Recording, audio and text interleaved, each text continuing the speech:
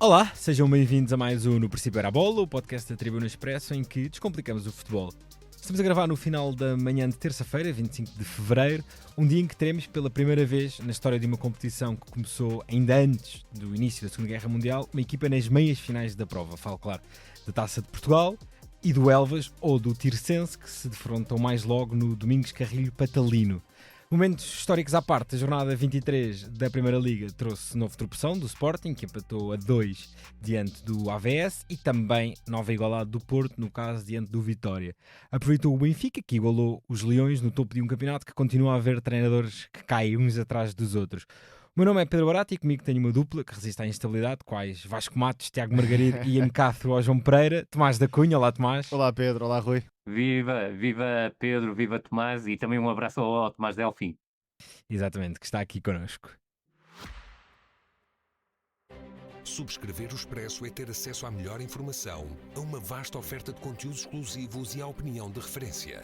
Subscrever o Expresso é tornar-se membro do nosso clube, poder ser voz ativa de uma comunidade informada e beneficiar de vantagens exclusivas. Subscreva o Expresso em expresso.pt/digital. Expresso. Liberdade para pensar.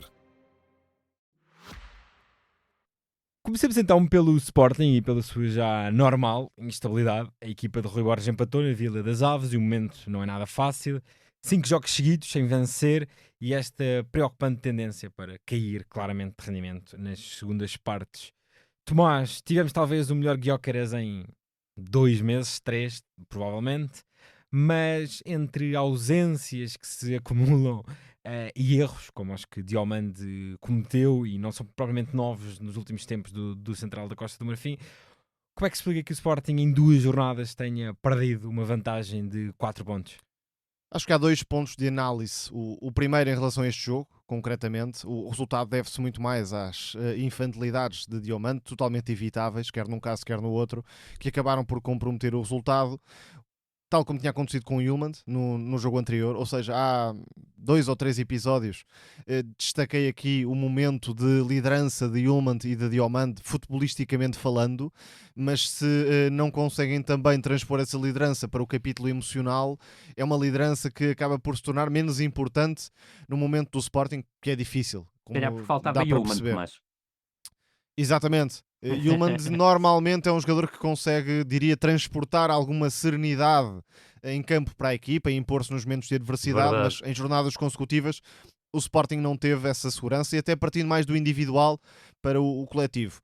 Depois, o outro ponto de análise, que é um pouco mais profundo, passa pela tal ideia de, nas segundas partes, eu não diria entregar por completo a iniciativa, mas abdicar de ser ambicioso. E isto até foi mais claro neste jogo na Vila das Aves, porque o Sporting até aos 55, mais coisa, menos coisa, ainda teve alguma posse de bola, ainda jogou mais no meio campo ofensivo, mas a partir dos 55, claramente abdicou um pouco de pressionar e, sobretudo, abdicou de impor um ritmo alto, tentar chegar à baliza do adversário. E um 2-0 não é um resultado suficientemente confortável para isso. Portanto, acho que já se concluiu que a ideia de Rui Borges para as segundas partes, estando o Sporting em vantagem, passa por ser mais conservador. Não é algo que passe pelo desgaste, não é algo que venha das circunstâncias, não é algo pontual, até olhando ao passado, do Vitória em particular, que também acabou por custar alguns resultados. Portanto, o Sporting fez talvez a melhor primeira parte nos últimos 2, 3 meses, contra um adversário que foi inofensivo, é verdade, mas ainda assim esta aproximação aos 3 centrais, ou o regresso aos 3 centrais, acaba por simplificar muita coisa. É por aí. Desde logo,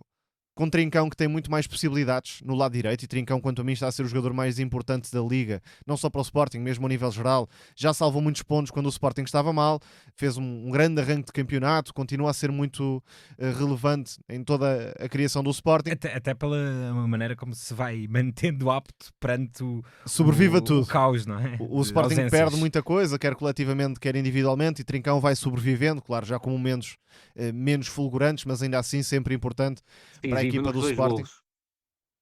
Exatamente, e a jogada do segundo golo, É desde logo é genial. uma das melhores que o Sporting conseguiu, a jogar por dentro, com Kenda e Trincão a relacionarem-se, com o apoio de Gyökeres, com a subida de Maxi Araújo, que foi também um dos melhores jogadores. Verdade. E o passe interior do Gonçalo Inácio que é diferenciador, claramente. Sim, Gonçalo Inácio e De Basso conseguiram muitas vezes Isso. filtrar o passe em zonas interiores, por isso foi um Sporting muito confortável, dominador, e isso nem sempre tem acontecido, e tinha tudo para conseguir uma exibição sólida que catapultasse o estado anímico da equipa e, além do resultado, obviamente, que pudesse servir de balança para os próximos encontros, e acabou por deitar isso tudo a perder. Acho que o Rui Borges no início foi muito útil para o Sporting por dois fatores: pela aproximação aos jogadores, e houve ali claramente uma ruptura com o João Pereira, não sabemos as razões, mas é passado, e Rui Borges conseguiu cortar esse passado e dar alguma tranquilidade, e esse fator de relação foi claramente decisivo na retoma do Decisivo Sporting. e bem visível, acho que concordas comigo. Exatamente, e depois uma tentativa de simplificação, mesmo mudando o sistema, algumas funções, houve ainda assim uma simplificação. A ideia de João Pereira claramente não foi interiorizada, por isso a simplificação de Rui Borges, e claramente é um treinador adaptável, tanto que agora tem jogado com 3 centrais, inclusive, para, vamos ver se superar as lesões ou se também para tentar compor a equipa de outra forma para esta ponta final. Mas a verdade é que este lado mais conservador do treinador tem sido notório, embora possamos depois discutir o peso das lesões e do estado físico do plantel, mas acho que vai para lá disso.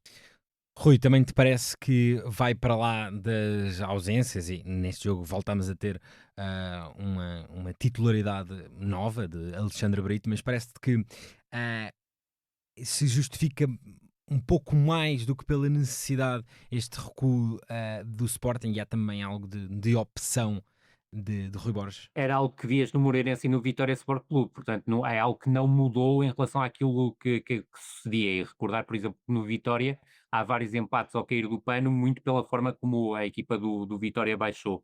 Eu creio que o Rui Borges não está confortável, ou seja, entrou bem, deu aquele embalo à equipa do Sporting e isso também fez com que as expectativas em relação a ele aumentassem, e creio que está neste momento a sentir as dificuldades de ser um treinador de equipa grande. E são dificuldades que ele está a sentir e bem na pele.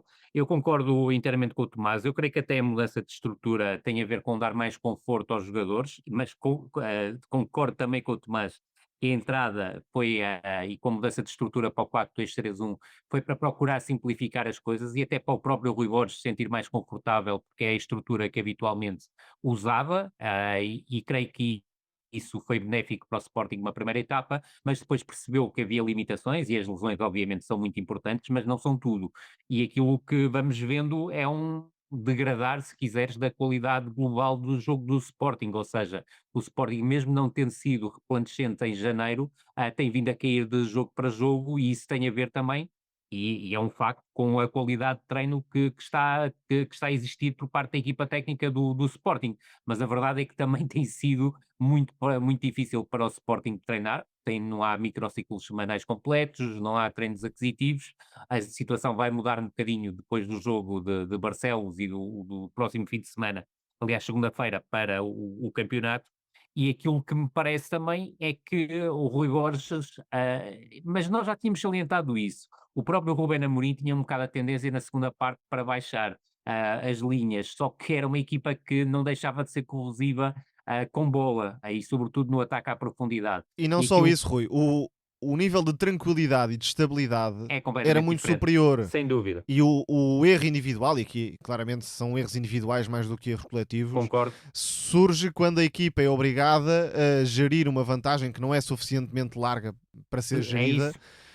com algum pânico à mistura. E claro que Diomante é o responsável, seria totalmente evitável, mas já Verdade. aconteceu noutros casos.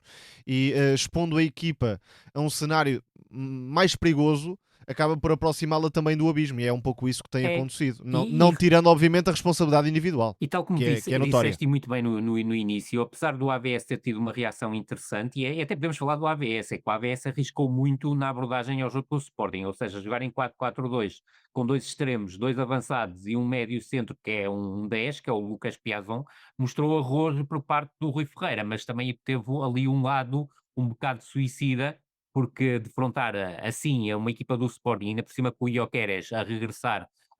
E concordo com o Pedro, nos últimos 2 meses, à sua melhor exibição, podia ter tido um desfecho de primeira parte que não permitiria ao AVS levantar-se do chão. O Sporting saiu a ganhar 2-0 ao intervalo, podia ter saído a ganhar por 3-0, uma grande intervenção do Momo Ochoa a um lance em que o Gyökeres se isola, há também outro lance que o Gyökeres cria pelo corredor direito e deixa completamente para trás o Aderlan Santos, que foi batido permanentemente pelo Gyökeres, mas a verdade é que a segunda parte, e principalmente a partir do minuto 55, houve claramente um baixar de guarda por parte do Sporting. Não foi só um baixar de linhas, foi não só a incapacidade para depois conseguir lançar o Gyökeres na profundidade, mas para em alguns momentos também introduzir mais pausa no jogo, sobretudo procurando um jogo mais associativo. Mas também o facto de ter o Debassi e o Alexandre Brito como médios também não ajuda particularmente nesse efeito. Há também um aspecto importante, Tomás, e tu não falaste, mas acredito que também penses da mesma forma, é que o AVS ao intervalo muda a estrutura para 4-3-3 e a partir daí o meio-campo passou a burilar de outra forma, ou seja, juntar o Gustavo Mendonça ao Lucas Piazon como interiores e baixar e fixar o Jaime Grau como médio mais defensivo, um médio defensivo que também tem qualidade, permitiu em algumas circunstâncias, o que não tinha acontecido na primeira parte, ao AVS criar situações de superioridade pelo meio E campo. passou a ter bola também. Aliás, os Exatamente, números de que posse de não bola teve- provam Sim, precisamente igualaram-se muito, essa sim. mudança. sem dúvida alguma, que não teve na primeira parte devido a essa postura, do meu ponto de vista, demasiado arrojada, mas eu não vou criticar nunca quem é demasiado arrojado, critico sobretudo quem monta autocarros, mas isso contribuiu também, e há o mérito aí de Rui Ferreira, na forma como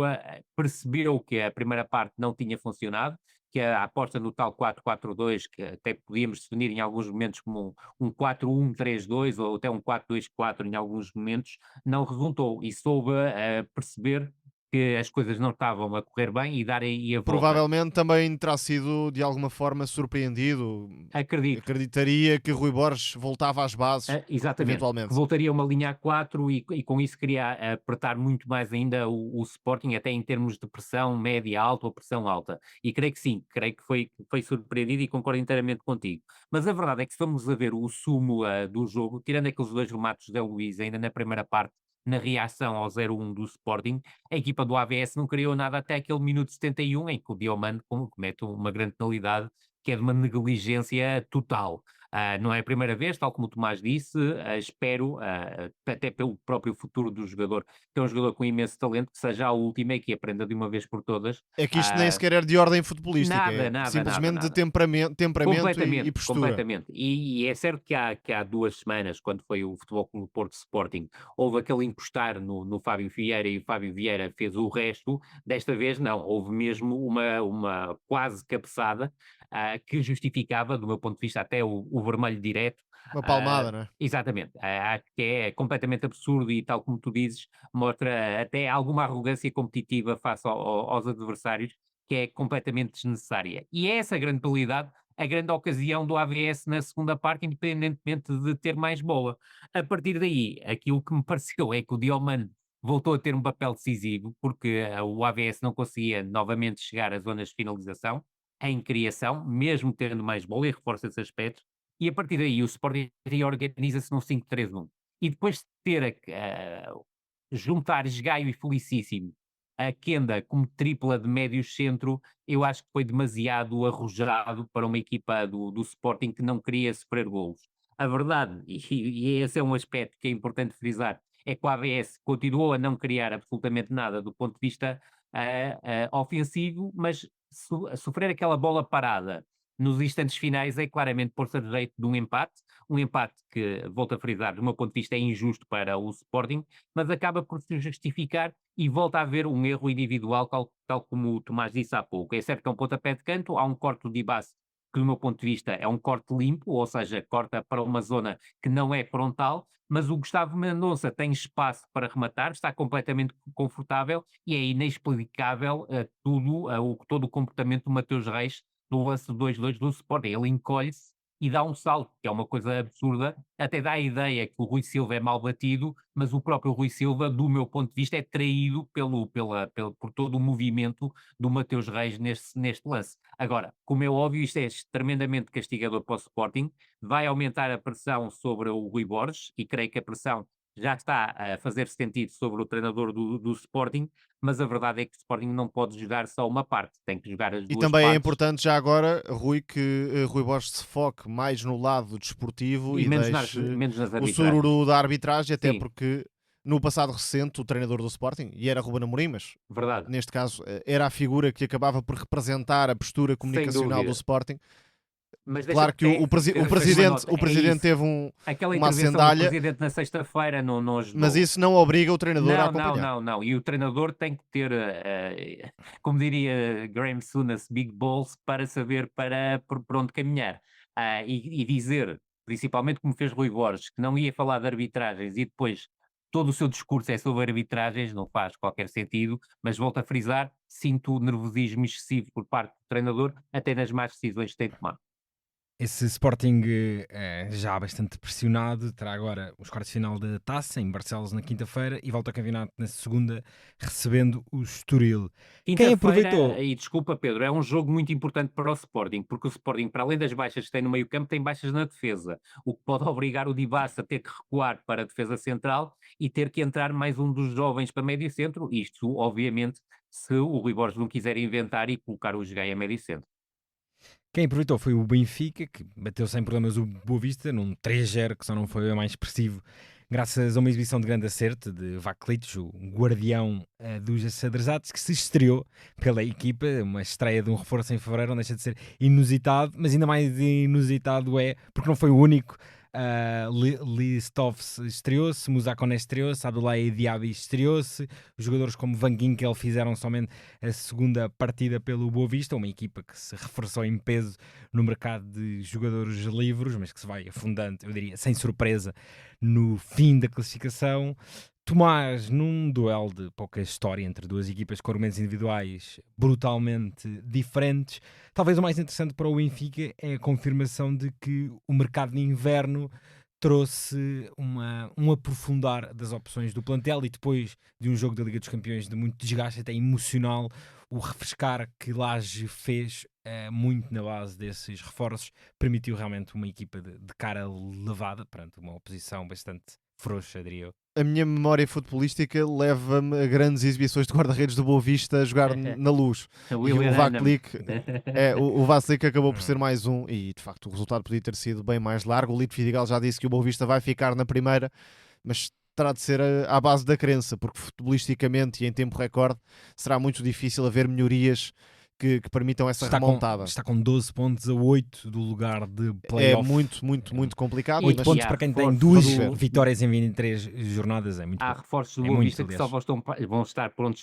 para jogar a um alto rendimento só em abril, muito provavelmente. E aí já é muito perto do final da temporada. Aliás, em relação ao Benfica, o Cruzava já se lesionou e já vai estar umas semanas de fora.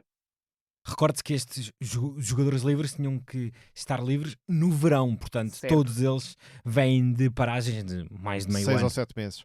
Exatamente. Em relação ao Benfica, sem dúvida estamos a perceber o impacto dos reforços, em concreto 2 jogadores. O Dal, que é um Best melhorado, ou seja, permite taticamente dar algumas coisas que o Best oferecia ao Benfica, mas com muito mais imprevisibilidade, muito mais nível técnico. É um jogador que cria muitas combinações simples, ou seja, tabela e vai à procura do espaço e aí cria a dúvida no adversário, e de facto é uma escolha certeira do Benfica, não só na perspectiva negocial, mas também na perspectiva desportiva, no curto prazo, porque permite a Carreras fixar-se quase como um elemento de saída sobre o lado esquerdo, libertando Dal e Bruma. Acho que Bruma vai ser muito importante neste capítulo da temporada. Para surpresa de ninguém. Para surpresa de ninguém, é um jogador que já no Braga estava a fazer uma grande temporada, dá o salto para o Benfica e tem tudo para ser uma peça diferenciadora num espaço cada vez mais natural. Bruma era um extremo no início da carreira, agora é também um avançado. Aliás, muitas vezes, isso também já se viu em Braga, o que não deixa de ser interessante, isso mesmo. Flutua da esquerda para a direita. Lembro-me de um jogo com o Sporting, inclusive, em que se equilibra dessa forma. É um jogador que tem este caráter de vagabundo e depois no próprio mantém... jogo da Luz, se te recordaste, mas nós até salientamos também, esse aspecto. E também. foi um aspecto muito importante para o Braga vencer 2-1 na Luz. Portanto, o Bruma neste momento mantém a essência de extremo, mas já dá muito mais coisas em espaço interior, a atacar a finalização. E ganhou muita definição, aliás. 2 jogos a titular, um golo, um jogador muito mais frio e que pode contribuir diretamente na produção de gols e de assistências. Atingiu o ponto de repousado da carreira, isso sem margem para qualquer dúvida. E num calendário que também é exigente para o Benfica, desde logo com a Champions à mistura, vai ser um jogador de pernas frescas que pode ter um papel realmente importante. Em relação ao Dal, deixa a equipa muito mais confortável a atacar pela esquerda, porque o Best, jogando, era um jogador sobretudo de profundidade, jogo exterior, E tentava chegar cruzamento. para o cruzamento. É. Dal confunde muito mais o adversário, mete-se por dentro, permite ao Bruma também atacar por fora por vezes, ou então abrindo espaços para o envolvimento do Carreras, que também, claro, tem o lado lateral presente para oferecer. Portanto, o Benfica, que teve na primeira metade da época o lado direito como o centro dos ataques, Verdade. neste momento inclina-se para a esquerda, porque Di Maria não está disponível, aquela dinâmica com Bá, Auschwitz e o argentino também desapareceu, e por isso acaba por virar-se para a esquerda, e é aí que a equipa tem crescido, também com algum destaque para a rotação que Lage vai fazendo e que, por exemplo, o Sporting não está a conseguir fazer de forma tão natural. E o Benfica, mesmo assim, com lesionados, tem conseguido compor 11 competitivo e, desde logo com esta relação à esquerda, acaba por ter sempre muita facilidade em desequilibrar. Uma última nota para o Belotti, um jogador exímio a antecipar-se na área, depois falta alguma Depois frieza falta o neste resto. jogo. Neste jogo não se notou essa ineficácia, marcou, mas podia ter marcado bem mais. Vamos ver se em jogos equilibrados, de outra forma, consegue ainda assim ser decisivo. Não faltam opções também aí para a frente de ataque de Lage. Rui, notas desta partida muito desequilibrada? Sim, foi um desequilíbrio enorme. Eu creio que o Boa Vista não fez uma boa alteração no comando técnico, muito sinceramente. Acho que se era para reforçar a equipa, creio que o Cristiano Bacci, que apesar de ter sido ele admitir-se, podia ter continuado. Estes jogadores têm muito mais a ver com ele do que exatamente com o Lito Vidigal. E falo sobretudo do Van Ginkel, porque o Van Ginkel é um jogador que, independentemente de estar a jogar num ritmo baixíssimo, esse ritmo baixo contribui para que a equipa, sobretudo em momento ofensivo, tenha argumentos que nunca teve nesta temporada e, sobretudo, a possibilidade de juntar com o Reizinho seria uma opção muito interessante, até para lançar o Bozenic. Creio que a equipa poderia melhorar e ter um futebol melhor. Do jogo do Boa Vista, obviamente aquilo que tem que se sublinhar é que o Benfica fez 31 remates à baliza, o que mostra que jogar com 3 centrais e 2 trincos não vai ajudar muito a equipa do Boa Vista a impedir que as equipas adversárias cheguem à baliza. Agora, dos 14 remates enquadrados do Benfica, houve 3 golos e 11 defesas soberbas do Vaclitz. E o Vaclitz, que é um jogador que eu conheço bem do tempo do Basileia, De Basileia. exatamente, na altura foi uma aquisição cirúrgica, conseguiu-se contratar creio que por 2 milhões de euros, que foi uma verba relativamente baixa para um guarda-redes que estava numa fase inicial da carreira, mas que prometia bastante. Mas gostei sobretudo de perceber que ele está totalmente recuperado, porque este desemprego dele era muito mais por motivos físicos do que por outra coisa qualquer. E depois há algo que é absolutamente decisivo em termos de Boa Vista, é que o Boa Vista estava com um guarda-redes absolutamente medíocre na baliza, o César, que não é melhor que o João Gonçalves, que se lesionou, e passa a ter aqui um guarda-redes que pode dar pontos. Agora, não creio que sejam pontos suficientes para a equipa de Boa Vista salvar da descida da divisão, com muita pena minha, tenho que o referir, mas porque gosto de ver um Boa Vista forte, mas este Boa Vista cometeu muitos erros ao longo dos últimos anos e vai seguramente pagá-los no final desta temporada. Em relação ao E veremos. Benfica, Uhum. exatamente. Em relação ao Benfica, sublinhar o aspecto que o Tomás disse, eu creio que há um desconhecimento grande sobre o Dal, e creio que o Dal está a saber aproveitar muito bem esse aspecto, porque está a surpreender também pela forma como ataca, como a forma como conduz, até pela forma como busca em algumas situações o drible, está a surpreender as equipas adversárias que não estavam à espera de um lateral esquerdo de um perfil tão ofensivo e, sobretudo, aquilo que me parece é que o Dal, quando tiver que ser lateral esquerdo da equipa do Benfica, e não sei se o Benfica exercerá a opção, admito que sim, ainda que 10 milhões seja um investimento interessante, mas acho que é um investimento que vale a pena. No entanto, não esquecer que a Roma há um ano contratou por 4 milhões, à volta de 4 milhões ao Ljunggarden, e ele praticamente não fez aliás, não fez nenhum jogo completo pela Roma, fez 3 jogos como suplente utilizado, mas é claramente aqui um jogador que empresta outras condições ao lado esquerdo do Benfica, que Best não conseguia emprestar, porque é um jogador de características e perfil completamente diferente e que teve sempre dificuldades em enquadrar-se numa equipa como o Benfica, para além dos problemas de adaptação óbvios que nunca ajudam ninguém e sobretudo quando mete familiares e filhos ainda torna tudo muito mais complicado e obviamente a presença de Bruma Bruma não está inscrito na Liga dos Campeões, do meu ponto de vista, de forma equivocada, mesmo que isso custasse, por exemplo, que Dal não estivesse nos 3 inscritos, eu acho que devia estar, mas pronto, no caso do Bruma, até pela questão de limpar os 2 jogos de castigo seria muito importante, porque nesta altura já estariam limpos e seria a opção para o jogo com o Barcelona, e aqui o Benfica teve um movimento interessante para além da questão, obviamente, dos reforços de inverno. É não jogar diante do Gil Vicente no próximo fim de semana, o que lhe permite estar mais limpo para preparar o jogo, o duplo confronto diante do Barcelona, e até o Hansi Flick veio-se queixar disso. Só que há um problema, é que o Benfica vai ter o final de março tremendamente exigente em termos competitivos.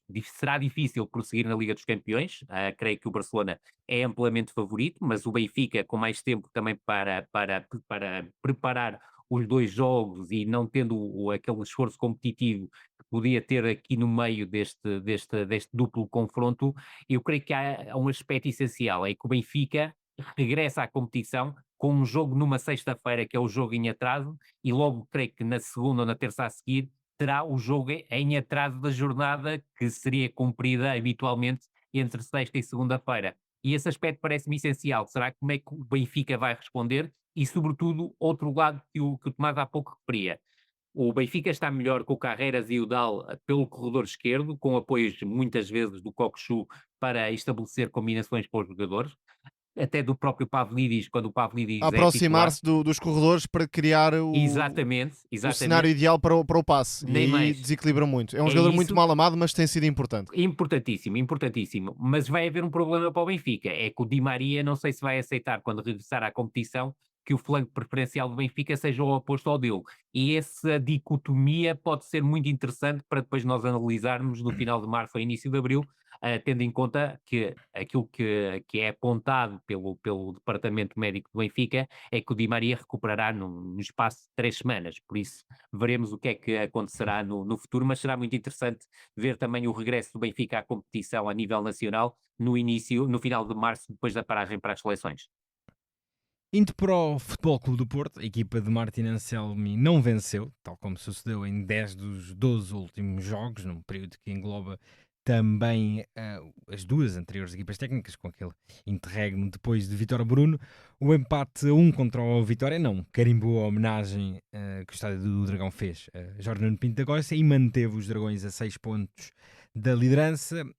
Tomás, aquele momento aos 76 minutos em que depois do lance genial de Fábio Vieira, Anselmi tira de uma assentada a Vieira e Mora para meter Eustáquio e André Franco, simboliza um bocado a maneira como o Porto na parte final abdicou de jogar e de ter bola, até de cumprir um pouco com aquilo que o seu treinador diz.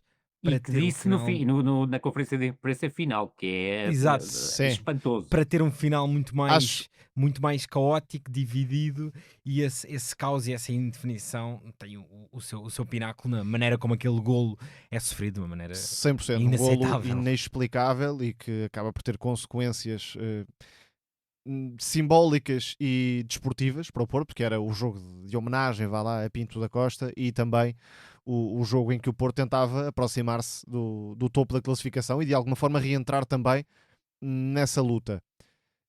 Acho que Anselmi quis agarrar-se ao resultado, mas seguindo um caminho errado, e percebeu-se rapidamente que era o caminho errado, tirando os 2 em simultâneo, ainda por cima, deixando um deles.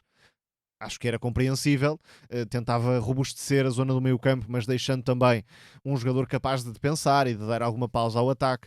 Acabou por se entregar à reação do Vitória e, sobretudo, com uma equipa tão imatura. E o Porto é uma equipa jovem e, claramente, sem líderes futebolísticos. Acabou por se entregar ao estado anímico e de nervosismo, de intranquilidade permanente deste Futebol Clube do Porto, que é uma equipa que vive à beira do erro individual e depois, somando erros individuais, está sempre perto de sofrer golos. Agora, acho que o Anselmi tinha estado muito bem na forma como o Porto se reagrupou a meio da segunda parte, porque a segunda parte estava a ser do Vitória. Sim. Estava a ser do Vitória, passa a jogar a 4, lança o William Gomes, que é um jogador muito interessante e que oferece mais imprevisibilidade e agressividade do que o Francisco Moura, que acho que está um pouco desconfortável neste papel de ala esquerda. Claramente. Exatamente, e aí está a tal distância para o que Anselmi idealiza e para o que o Porto, de plantel, pode dar. Agora, Sim, flancos Rui, com Moura exatamente. e Borges não dão É, muito desequilíbrio. deixa a equipa muito escassa em termos de produção exterior, sendo que por dentro depende muito dos apoios do avançado, só que isso é raro. Namazo ainda conseguiu, Samu há apenas um lance em que consegue entregar a bola jogável Que é o e golo deu fora golo. de jogo. Golo Exatamente. anulado a Namazo. Nem É mais. essencial no tipo de jogo que Anselmi quer jogar que haja essa capacidade de o avançado jogar de costas para a baliza e servir os médios, só que isso com o Samu torna-se particularmente difícil. Agora, e não querendo de todo recriar narrativas, nem defender Vítor Bruno, nem criticar Anselmi excessivamente, mas esta é a realidade do Porto atual. Quem achava que o problema estaria no treinador, acho que não percebeu de facto o momento que o Porto atravessa, com uma desvalorização completa do plantel. Em janeiro também, não é que janeiro tenha servido para reforçar o plantel e dar mais soluções ao treinador, foi o oposto. Desde logo com o Exatamente. Nico Gonzalez, que era um jogador único no plantel. Percebe-se também que Fábio Vieira não é um médio centro, pode ser de recurso uma solução para atenuar um problema, mas Fábio Vieira é para jogar mais à frente e de Sobretudo preferência. Eu não tenho dúvida numa nenhuma equipa... que o Fábio é o melhor número 8 do Futebol Clube do Porto. Agora ele é importantíssimo no último terço. Porque não há mais. Exatamente. Porque não há mais, aliás. Acho Exatamente. que, eventualmente, com o passar dos jogos, seria interessante ver o André Oliveira ou o João Teixeira. Não Concordo. sei para onde Concordo. iria Anselmi, mas Concordo. dentro do que há, mais vale tentar algo diferente e que possa, sobretudo, libertar Fábio Vieira também para outras tarefas. Depois, outro dos problemas, parece-me esta ideia de Anselmi de atacar muito em função dos adversários, sem dar as devidas rotinas ao Porto, que bem precisa delas. Agora, todas estas questões táticas, anímicas e por onde quisermos pegar, vão sempre dar ao problema principal, que é a desvalorização desportiva do Porto e alguns equívocos no mercado também, mas creio que é um problema ou uma realidade estruturalmente aceite, mas depois no discurso não verbalizado. Não Certo. verbalizada e portanto torna-se muito difícil perceber que esta época do Porto era para tentar garantir a Champions e isso não está fácil já e era para seria tentar fazer brilhante o melhor para ano possível. zero. Fazer o melhor possível preparando as bases para o ano seguinte. Vamos ver se Anselmi, com esta sequência tão negativa de resultados, não começa a ficar com uma pressão acrescida que depois pode ser complicada de eliminar. Sim, o Porto, estamos no final de fevereiro e está fora de todas as competições a eliminar, em nenhuma delas chegou propriamente longe e no campeonato, neste momento, está mais em risco de perder até o terceiro lugar do que de olhar um pouco mais para cima. Rui, aquele um igual é uma espécie de compêndio de erros, não só pela forma como o Porto se desprotegeu, mas desprotegendo-se com a maneira como não tentou jogar a bola e lançou-a rumo ao caos e a uma série de duelos que Eu, muito sinceramente, convidaram o Pedro, Vitória a um exatamente. contra-ataque bastante fácil. Eu digo que a partir do minuto 77 o Futebol Clube do Porto entrou em modo suicida por culpa do seu treinador. A questão do Mora e do Fábio Vieira é absolutamente inexplicável, sobretudo quando Anselmi depois na conferência pós-jogo ainda sublinha que colocou o Eustáquio e o André Franco para congelar mais a bola, não faz minimamente sentido.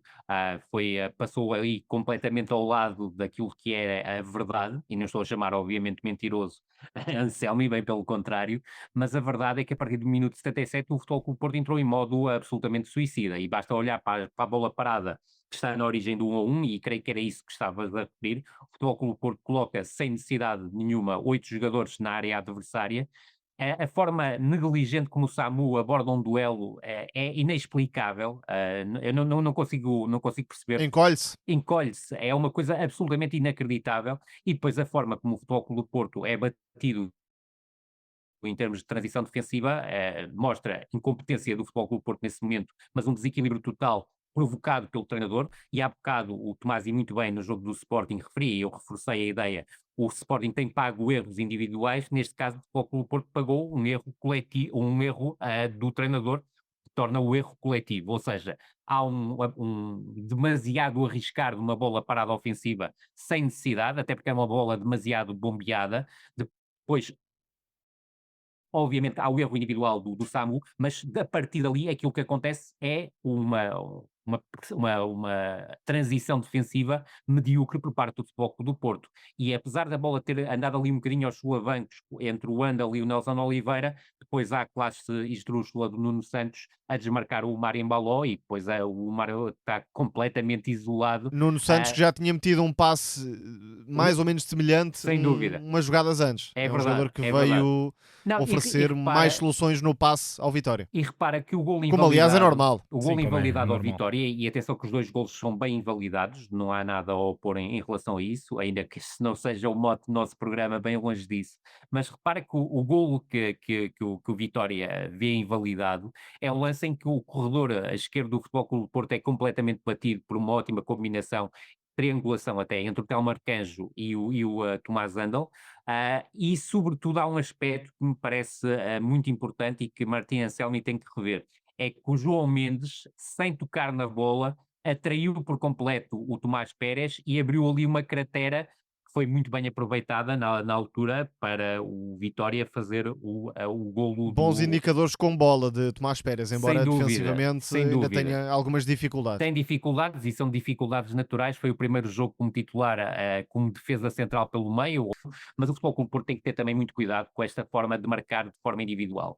E há um aspecto que ficou da primeira parte, não foi muito falado, porque o Vitória só apareceu verdadeiramente no jogo aos 35 minutos. Entrou de uma forma muito ansiosa, muito nervosa, a calhar muitos passos, mas a pressão suicida do Futebol Clube do Porto na fase inicial, com aqueles 5 jogadores a caírem sobre os jogadores de Vitória, tornava a equipa extremamente comprida e havia uma cratera entre os jogadores que pressionavam no ataque, ou seja, a linha ofensiva do Futebol Clube do Porto, a primeira linha defensiva, neste caso, os jogadores do meio-campo e a própria linha defensiva. E esse aspecto, com o Vitória, com os jogadores que tem, se tivesse tido mais atrevimento nos primeiros 35 minutos com bola, se não perdesse tantas bolas por maus passes, por tentar bombear a bola na frente e procurasse ali o Tomás Andal, o próprio João Mendes ou o Tiago Silva a aparecerem naquele espaço que era uma verdadeira cratera, podia ter tido consequências muito tenebrosas para a equipa do Futebol Clube do Porto. E salientar outro aspecto, é que o Futebol Clube do Porto, mesmo tendo sido melhor que o adversário na primeira parte,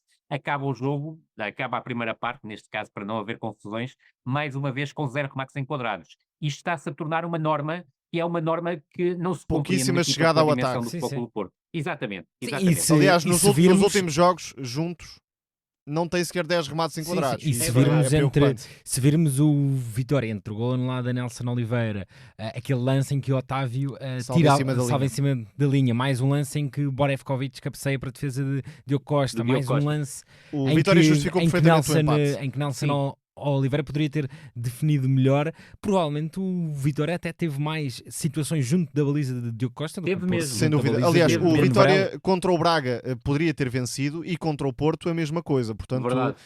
não entendo a 100% as críticas que já vão sendo lançadas a Luís Freire num plantel completamente remendado, com reforços, alguns deles interessantes, é justo que se diga, desde logo. Verdade. O Marembalou oferece mais soluções em profundidade do que o Van Félix, que joga mais à esquerda. Relvas fez um Concordo. grande jogo. Relvas fez um excelente jogo, também é um central para médio prazo se afirmar como uma das figuras deste Vitória.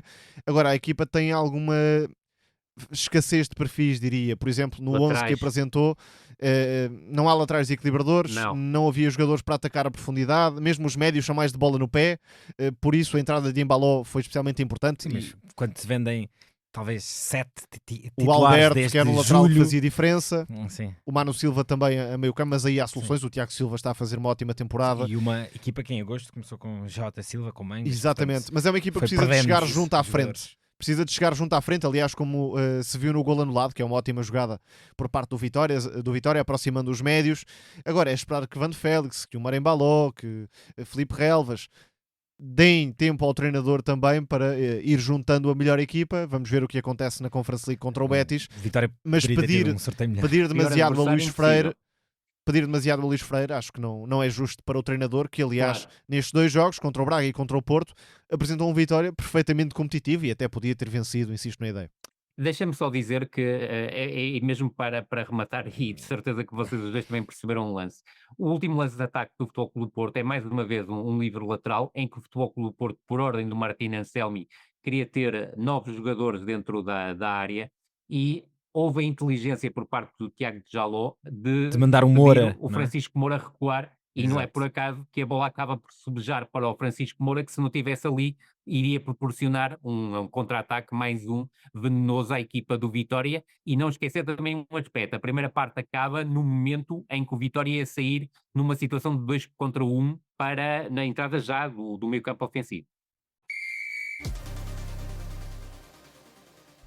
Na Revienga vamos falar de um tema que já é recorrente nesta edição da Primeira Liga. Com a saída de César Peixoto do Moreirense, chegámos a 18 mudanças técnicas da Primeira Liga.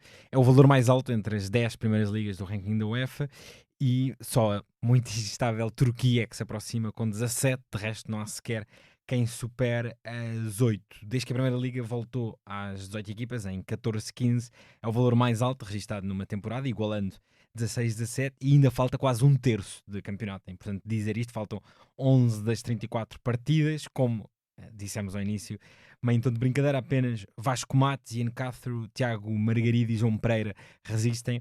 E Do 2 grupo de tiveram para treinadores, sair, não é? exatamente, do grupo de treinadores que 2 mais iniciou 1, 2 mais 1, para ser mais o correto. campeonato. Rui, isto de ser treinador em Portugal é uma profissão de risco.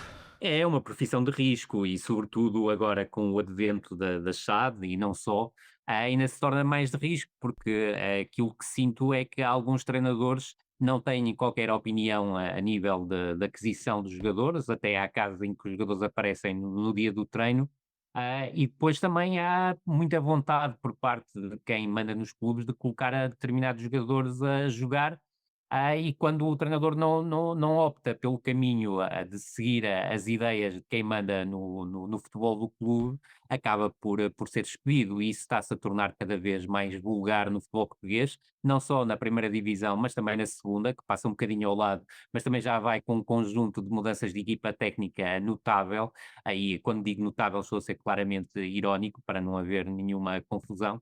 Mas a verdade é que eu creio que mais de metade das chicotadas psicológicas, e atenção que nem todas estas 18 saídas resultaram de chicotadas psicológicas, mas diria que praticamente metade não tem qualquer sentido, ou seja, é completamente despropositado haver chicotadas em equipas que estão no meio da tabela e a ter épocas mais ou menos tranquilas. Era o caso, por exemplo, do Moreirense, mas houve mais casos nesse sentido. Creio que este ano até será muito mais fácil ficar na primeira divisão do que em anos anteriores. E eu creio que há muita precipitação nessa tomada de decisão, mas que passa por fatores absolutamente externos ao trabalho dos treinadores, que, tal como dizias, em Portugal vivem momentos muito delicados e que cada vez, creio, e infelizmente, cada vez poderão tornar mais delicados, com cada vez mais SADs e cada vez mais investidores à volta dos clubes, porque muitas vezes não podes colocar a jogar a melhor equipa. Rui, entre do sétimo lugar para baixo, portanto, entre o Certo. oitavo e o 18º, apenas Tiago Margarido se mantém Olha, nesta e uma excelente autêntica aposta por razia. parte do presidente nacional, que nem é conhecido por ser um treinador um Exatamente. presidente muito paciente, mas a Que tem verdade é que fez a tido, aposta certa. Tal que como tem nós dissemos tido, aqui, atenção. que tem Aliás, tido. O Tiago Margarido subiu o Nacional não sendo essa a perspectiva, certíssimo, era preparar uma subida perdeu nesta temporada, praticamente, perdeu praticamente todos os melhores jogadores. os 4 melhores Seria jogadores, seria até estranho e mirabolante que o Nacional começasse a época a todo o gás. óbvio, Portanto, óbvio. acho aí que o Rui Alves teve de facto uma sensibilidade interessantíssima e pode até ser bastante recompensado no final da temporada. Não, e depois a E, escolha de de facto, perfis é completamente distinta, ou seja, tu despedes um treinador e vais buscar o oposto e queres resultados imediatos com o treinador oposto. Quer dizer, isto não faz sentido e estamos num domínio de quase loucura, e se confirmar que o Daniel Sousa vai para treinador de Gil Vicente, pá, eu tenho respeito imenso pelo Daniel Sousa, acho um treinador extremamente promissor, mas eu acho que é inconcebível. Eu já um treinador treinar 2 equipas numa temporada, já acho excessivo. Treinar 3, acho que já entramos aqui no domínio de uma loucura completa. Tomás, e se já falámos aqui sobre as equipas que subiram, que acabam por manter o treinador e, portanto, a continuidade de Vasco Matos e de Margarido será menos surpreendente, digamos assim, porque já vêm com algum cartaz e algum crédito da época anterior. Os casos de Casa Pia e de Estoril claramente reforçam o mérito da paciência, porque o Casa Pia perde as 3 primeiras jornadas com um treinador muito, muito jovem e mesmo assim decide manter João Pereira, e o Estoril, e vocês falaram disso a semana passada com o Ian Castro, apenas venceu um dos 9 primeiros jogos da temporada, foi eliminado pelo Lusitano de Évora na taça e mesmo assim mantém o técnico escocês e agora está em 7º lugar. Portanto, destes 4 treinadores, eu diria que 2 deles já tinham algum crédito no clube da época passada, mas Estoril e Casa Pia claramente vem reforçada essa paciência e a convicção da aposta, que não começou a correr propriamente bem. Esses clubes estão a dar um autêntico pontapé no facilitismo, porque clubes com gatilho fácil tinham despedido o João Pereira, ou podiam ter despedido o João Pereira, podiam ter despedido o Ian Castro. O Estoril jogava mal e jogava bastante mal, podendo fazer muito melhor, como agora se vê. É uma equipa que está em grande forma. O Casa Pia também não foi, por isso mesmo, não só a nível de resultados, mas o jogo também não era. Eu lembro-me o Casa Pia tem 2 méritos. No final da terceira jornada dissemos que o erro que o Casa Pia podia cometer era despedir o treinador. O Casa Pia tem 2 méritos: a aposta por si só, porque não deixa de ser uma aposta, enfim, fora da caixa no futebol português, um treinador de Liga 3, é verdade que subiu, mas de Liga 3, muito jovem, sem grande experiência, salta 2 portanto, divisões de uma vez. aposta fora da caixa, mas teve a paciência de dar tempo a João Pereira, que está a fazer uma ótima temporada. A mesma coisa em relação ao Estoril, até porque a figura de Ian Castro na altura, e felizmente tivemos aqui o Ian connosco, mas a figura de Ian Castro na altura era um pouco misteriosa e até estranha de perceber como é que entrou no Estoril. E de facto, foi tudo menos consensual. Sim, o Estoril jogava mal, não há como contornar isso, mas esperou e está a colher os frutos disso. É uma das equipas que melhor joga no futebol português nos últimos tempos. E torna o Sporting Estoril da próxima jornada muito interessante também. Muito interessante. O Nacional, já falei há pouco da paciência e da sensibilidade de Rui Alves, até olhando mais para os erros do plantel. Sim, e falou para os problemas do treinador. Quando a equipa aquela estava pior. declaração em novembro do Rui Alves a dizer a culpa não é do treinador, é de alguns jogadores. Vamos trocar os jogadores. Foi muito interessante. Foi muito interessante e, sobretudo, volto a frisar, não era um presidente que era conhecido, sobretudo nos últimos anos talvez não, mas sobretudo quem se lembra dos 2000 até porque o Nacional 2010, já teve grandes plantéis. Verdade, anos o Nacional já teve grandes plantéis. Enormíssima qualidade. Agora é preciso perceber no tempo de que o Adriano Nacional perdeu Danilovic e Carlos Daniel, ou seja, o 8 e o 10, e perdeu o tridente da frente. Portanto, não há milagres. O Gustavo foi para o Vitória, o Itis e o Carreira fora, o Chuchu Ramírez também foi para o Vitória, e estas coisas não acontecem por acaso. E não é de geração espontânea que o Tiago Margarida ia inventar aqui um conjunto de jogadores novos, não é? Por fim, há que dar os parabéns em particular ao Vasco Matos. Acho que tomou uma decisão inteligente, difícil seguramente, porque o Botafogo, claro, tem muito mais recursos do que o Santa Clara, mas a gestão do clube é completamente caótica, está a ser caótica. Está há quase 2 meses sem Além treinador disso, e vai perdendo títulos. Venceu os títulos importantes na época passada, era um trabalho por si só muito exigente e de fasquia quase inatingível, eu diria, para o Vasco Matos. Acho que fez muito bem esperar. Agora, casos como o de Rui Borges para o Sporting, por exemplo, são diferentes. O Ruben Amorim que sai e obriga o Sporting também a ir buscar outro treinador. São casos à parte e que, no fundo, valorizam o mérito dos trabalhos desses treinadores. Mas isto deve merecer reflexão, ou devia, porque normalmente o futebol português não tem grande hábito de refletir sobre grande coisa, e está tudo muito bem, e é unir o futebol português e etc. Mas esta é a pior Primeira Liga. O técnico da Federação vai sair, não é? Pois, esta é a pior Primeira Liga que eu vi. Em muito tempo. A pior Primeira Liga que eu vi, eu lembro-me, claro, de 2004 a 2005. Mas é uma liga... Está ao nível, sim. Mas o que eu ia dizer é que a minha memória futebolística... Médio, eu acho que era mais alto. Pois... Sim. Ou seja, o nível das equipas médias, baixas, era mais alto. Eu lembro-me dessa temporada, mas não com o olhar crítico, vá lá, que tenho atualmente, como é óbvio. Portanto, esta foi a pior Primeira Liga que eu vi, com pensamento crítico. É muito difícil ver certos jogos. Acho que o nível individual também baixou. Não quer dizer que não haja equipas interessantes, e já falámos de algumas delas. Verdade. Mas a corrida pelo título está nivelada por baixo. A luta pela Europa, também. A mesma coisa. E a luta pela manutenção também. Nós, ontem, no Vitória Porto, vivimos um confronto entre equipas com escassas semanas de trabalho com os seus treinadores. Isso hoje em dia é o normal. O anormal hoje Sim, nós atenção vermos que encontro entre equipas de projetos. Por vezes os treinadores são mais vítimas do que culpados. Também é justo que se diga isto mesmo.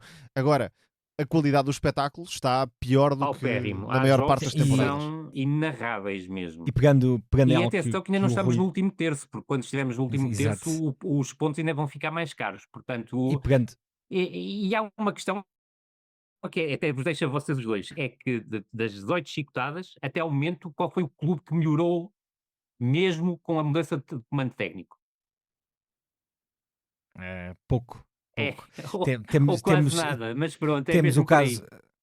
Temos o caso Benfica, mas a comparação são Certo. somente 2 jogos, portanto Exatamente. era complicado, mas de resto acho que há pouco, É muito pouco acho para que há tanta poucas mudança. É melhorias muito pouco e de para tanta facto, como mudança. tu estavas a dizer, Rui, a manutenção este ano provavelmente será muito barata, digamos assim, Completamente, por exemplo, o completamente. Estrela está acima, não está sequer em zona de playoff e tem 21 pontos em 23 jornadas, é muito, Verdade, é pouco, muito portanto, pouco. Sim, É muito pouco.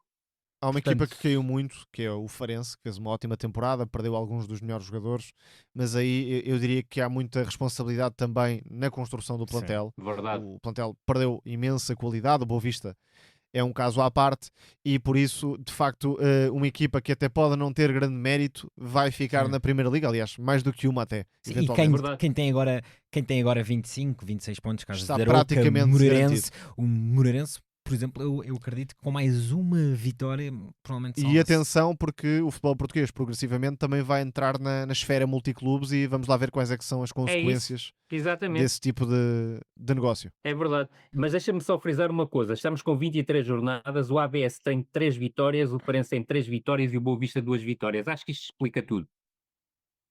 É um bom resumo.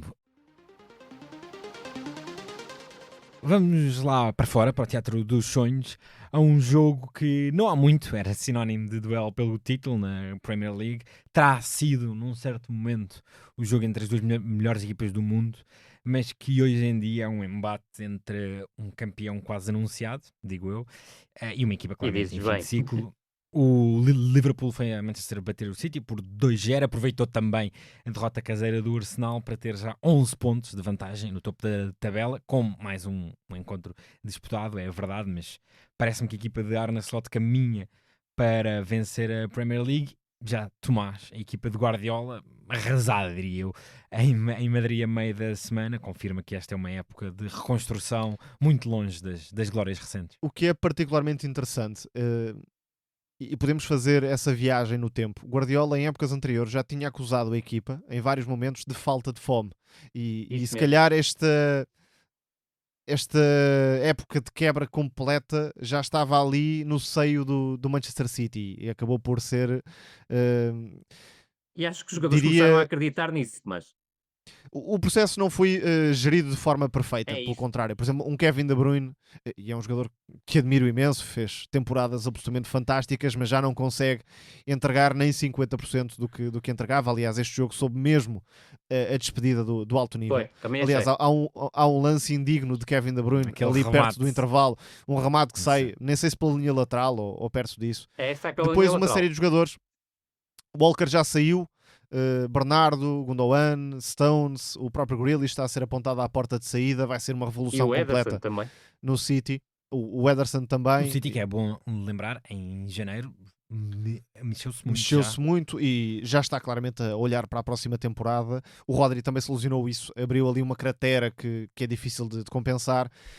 O meu ponto de curiosidade é perceber como é que Guardiola vai construir desde as cinzas outra super equipa e se é capaz disso, até do ponto de vista mental, porque É isso. esta época está a ser frustrante para Guardiola a nível pessoal e a nível desportivo. O City tenta fazer as coisas que fazia outrora, mas já não consegue fazê-las, simplesmente.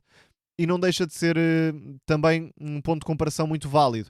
Salah e Van Dijk não são meninos. Isso. E ainda tem a tal fome que faz a diferença, E porque sentiu-se. Salah e Van Dijk sofreram muito com o City nos últimos anos, perderam muitos títulos por causa do City e não deixa de até ser se me simbólico permites, até, Tomás, o jogador que está com menos fome é o Alexander Arnold, claramente. até porque já deve Talvez estar já ali, estivesse em Madrid. já deve estar ali a pensar ver casas em Madrid. Exatamente. Está a ver casas exatamente. em Madrid. Mas de facto o caráter competitivo e ambicioso de Van Dijk e Salah neste jogo, Van Dijk a proteger a área, Salah a fazer o que tem feito Salah sempre, são 30 golos e 21 assistências. vai fazer nesta provavelmente a melhor época individual de um jogador na história da Premier League, por isso é estrondoso o que está a fazer o egípcio. Em fim de contrato. E depois, com muitas mudanças de Arne Slot em relação ao que fazia Klopp, mas mantendo a essência da equipa. Agora é um Liverpool que já tem mais ritmos, que já joga também à defesa se for necessário e tem 2 centrais de altíssimo nível. Há jogadores que estão a ser potenciados. Szoboszlai fez um ótimo jogo, tem feito uma boa época. Gravenberch e McAllister no meio campo, e depois tem Salah, que é um jogador que decide todos os jogos e mais alguns, e por isso o Liverpool de facto é a melhor equipa da Premier League. Não deixará de ser curioso que Slot num ano igual a quantidade de ligas de Klopp em Mas 9. pode ser injusto parar na Slot a ideia de que só vai ser campeão porque o City quebrou, porque mesmo o Arsenal com muitas lesões injusto. não deixa de ser uma equipa com uma capacidade de chegar perto e de Está com um ritmo incomodar. pontual muito Sim. forte. As duas equipas podem ainda fazer mais de 90 pontos. Por isso, creio que ainda vão perder pontos até ao final, entenda-se. Mas ainda assim é importante que o mérito seja dado a Slot, porque o Liverpool tem um ritmo alto de pontuações. Dificilmente teremos a Premier League de 99, 100 pontos que já chegámos a ter, mas fazer de 90 para cima é fantástico. É fantástico. E aquele PSG Liverpool podia ser a final da Liga dos Campeões. Podia, Claro talvez que as sim. 2 melhores equipas da Europa nos últimos meses e, portanto, uma espécie de final antecipada. Joga sem a fila da segunda mão e com os fantasmas PSG, que não sabemos se vão manifestar ou não, vamos ver. E são 7 vitórias em 8 jogos na Liga dos Campeões. Não é brincadeira para além do campeonato que está a fazer. É absolutamente incrível a temporada do Liverpool. E tal como o Tomás dizia, e concordo absolutamente, não é pelos outros estarem mais fracos que o Arne Slot vai ser campeão na sua época de estreia no Liverpool. Agora, também é óbvio, há muito mérito do trabalho que o Klopp fez para trás. Não são treinadores com um perfil idêntico, mesmo em termos de ideia de jogo, mas o Arne Slot não teve o mérito, e que é um mérito grandioso, de não ter desperdiçado o trabalho que estava para trás e não ter E não teve provocado uma reforços. revolução. Exatamente. Arne isso Slot mesmo. não teve reforços, É o que isso. não deixa de ser quase único Verdade. no futebol de topo, e teve uma tirada, acho que destacável, na última semana, porque disse que no início da época o Liverpool nem sequer era considerado um candidato, e por isso não deixa de ser uma temporada muito meritória. E repara que o Liverpool contratou o Mamardashvili, mas só vem na próxima temporada, não é? E o Chiesa, que é um Isso, ótimo jogador, mas não tem verdade. ajudado muito. Nada, quase nada. Já passou, sem dúvida, a sua melhor fase. Foi, portanto, mais um No Princípio Era a Bola, gravado no princípio da tarde, final da manhã de terça-feira, 25 de fevereiro, com sonoplastia do nosso Tomás Delfim. Tomás da Cunha, obrigado. Obrigado, Pedro. Um Rui abraço a Malheiro, todos. obrigado. Muito obrigado, um grande abraço a todos. Um abraço, nós voltamos para a semana.